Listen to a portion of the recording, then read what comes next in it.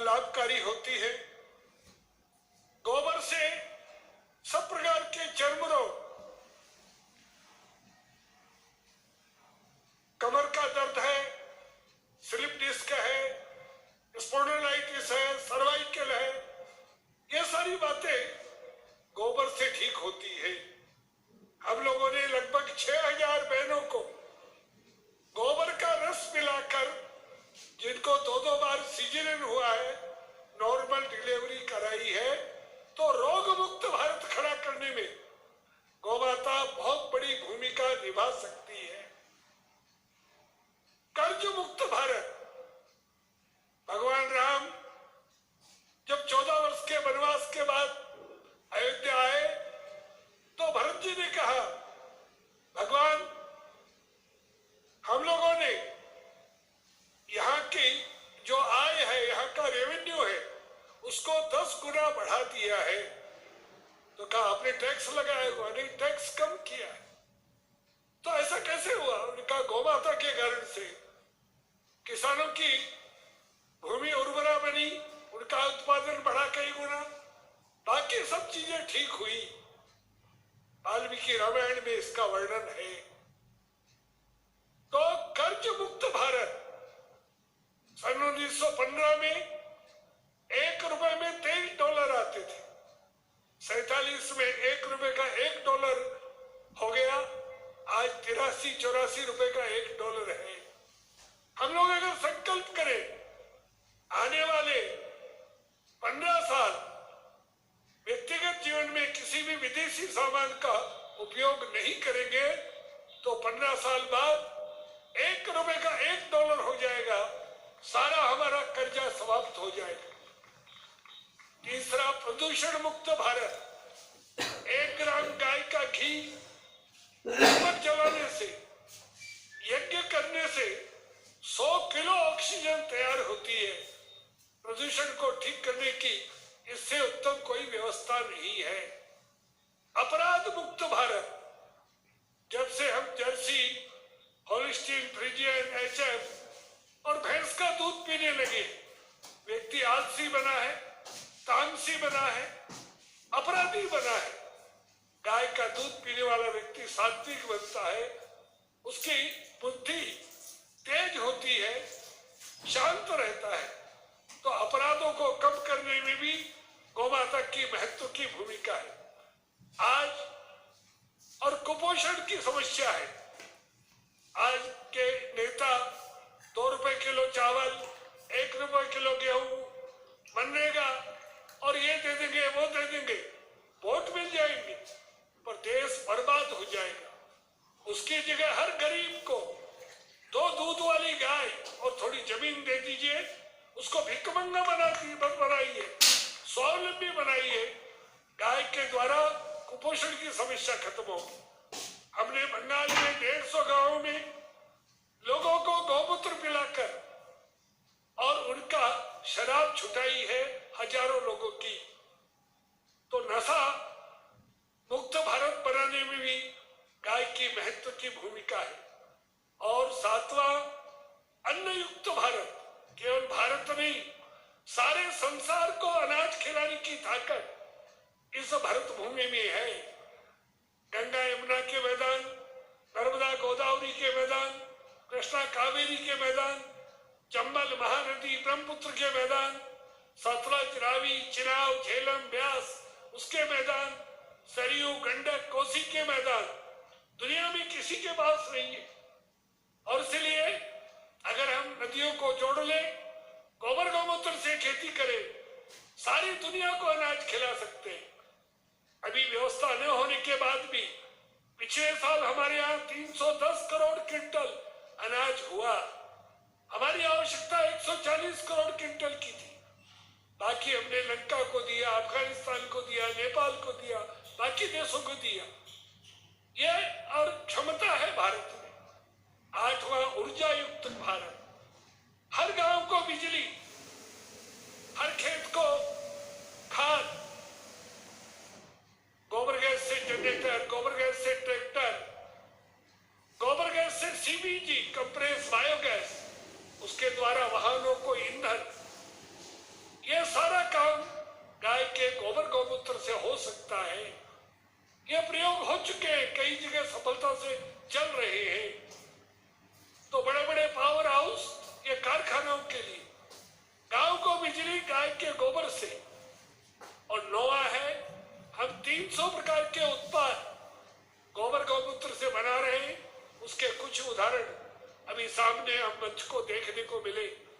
तो उसके द्वारा गांव के लोगों को पलायन नहीं करना पड़े, वहीं वो और अपने गोबर से, अपने गौमूत्र से ऐसी चीजें बना ले और वो स्वावलंबी हो जाए। तो ऐसा स्वावलंबी सुखी संपन्न भारत बनाने के लिए और हम लोग काम में लगे हैं। यह प्रकल्प उस समय एक महत्व की भूमिका निभाएगा और इसलिए समिति के सब लोगों को मैं साधुवाद देता हूं कि उन्होंने एक बड़ा काम हाथ में लिया है, जो भारत का, विश्व का नेतृत्व करेगा। गौमाता के लिए हर व्यक्ति अपने घर में गाय पाले, गौशाला ये इमरजेंसी व्यवस्था है। तो अगर ये आप करेंगे तो उसके कारण से और प्राचीन जो और भारत था, जगत गुरु भारत था, राम राज्य का जो भारत था, दैविक दैहिक भौतिक तापा राम राज काहू नहीं व्यापा, वो हम लाने में सफल होंगे। इन्हीं शब्दों के साथ सबको प्रणाम। जय गौ माता। बहुत धन्यवाद आदरणीय शंकरलाल जी भाई साहब। सभी से निवेदन है कि अपना उचित स्थान ग्रहण कर लें। आनंद के साथ ये अमृत वचन जीवन में कभी फिर मिलेंगे कि नहीं मिलेंगे। भाई साहब ने जो 9 रत्न दिए अद्भुत हैं। हमारे बीच में उत्तराखंड के टिहरी गढ़वाल से, जहां से गंगा मैया आती हैं, वो भी पूरे विश्व का मंगल करती हैं और हमारी मंगला माता भी पूरे विश्व का मंगल कर रही हैं अपने सेवा कार्यों से। भारत के परम पूज्य संत भोले बाबा जी की धर्मपत्नी के रूप में और आपके पिताजी, जिनको सेना में ना रहते हुए भी शौर्य चक्र से सम्मानित किया गया, क्योंकि इंडियन एयरलाइंस का काबुल दफ्तर उन्होंने स्थापित किया और तालिबानी आतंकवादियों के हमले को झेलते हुए सबको भगाया, बल्कि एक को जिंदा पकड़कर भी हवाले किया सुरक्षा बलों के। ऐसे वीर पिता की वीर पुत्री, जिनके अंदर वीरता और आध्यात्मिकता दोनों का संगम है, ऐसी मंगला माता जी से मैं निवेदन करूंगा कि अपने आशीर्वचनों के द्वारा हम सबको अभिसिंचित करें। उनके चरण पड़ने से भूमि निश्चित रूप से पूरे विश्व का मंगल करेगी, ऐसा भरोसा है। बोले गौ माता की, गंगा मैया की।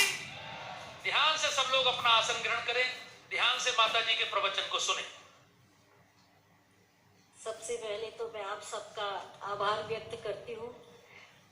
बड़े सुंदर परिचय से आप लोगों ने हमारा सबके सामने सम्मान रखा। और मैं पुत्री तो उनकी हूँ, लेकिन पुत्र वधू श्री हंस जी महाराज की हूँ।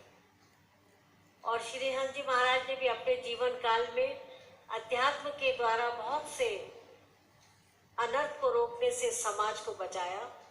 आज हम उनका सम्मान से, उनके नाम को हम एक सुमरन से उनसे शक्ति प्राप्त करते हैं और उसी उपलक्ष्य में सेवा के लिए हम लोग यहाँ आए हैं।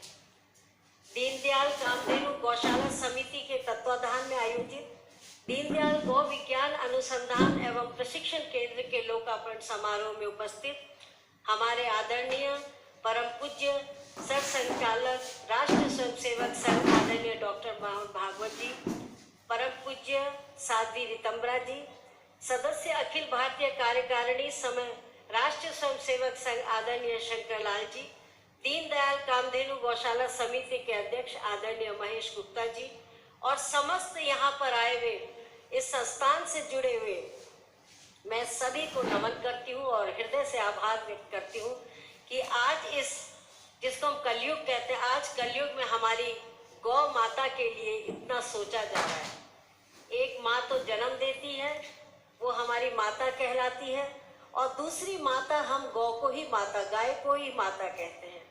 और वही गौ माता के आज जीवन के बारे में, उनकी सेवाएं के बारे में, उनकी रिसर्च सेंटर जो खोला जा रहा है, जिस तरह की अनुसंधान केंद्र खोले जा रहे हैं कि जिससे हम उनके और भी फायदे उठा सके, जो कि माँ 33 करोड़ देवी देवताओं की वो पूंजी है हमारे पास। तो हम सब आज बहुत भाग्यशाली हैं कि आपने दीनदयाल कामधेनु गौशाला की समिति को एक स्वर्ण रूप का आपने मौका दिया, आयोजित की, और उसमें हम सब जुड़ करके अपने को आज भाग्यशाली समझते हैं। उपस्थित गणमान्य अतिथि एवं अपार जन समूह, आप सभी को कोटि कोटि प्रणाम करती हूँ। मैं हंस फाउंडेशन परिवार की ओर से आप सभी का अभिनंदन करती हूँ।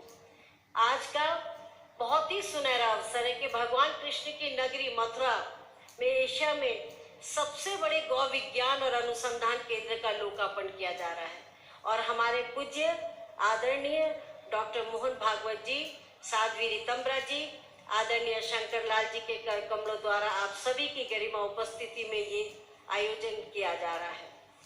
मुझे बताया गया कि 70 एकड़ में बनने जा रहे इस प्रस्तावित गौ विज्ञान अनुसंधान एवं प्रशिक्षण केंद्र में पंचगव्य से मनुष्यों की चिकित्सा, कैंसर जैसे असाध्य रोगों का इलाज यहाँ होगा।